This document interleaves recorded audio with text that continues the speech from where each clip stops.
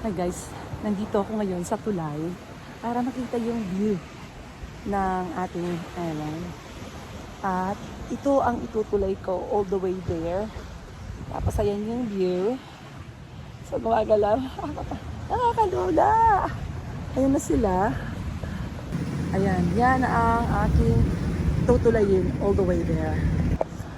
Oh my God, I made it. Nakakalula kasi sa gitna, yung net niya nasa baywang ko lang. So parang nakakalula.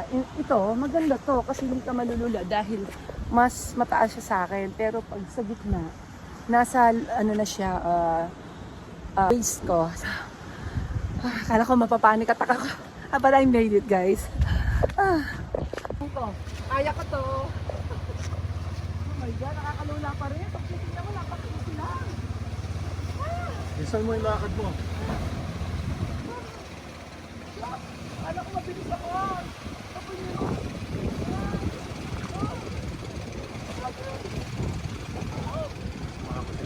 Sige po.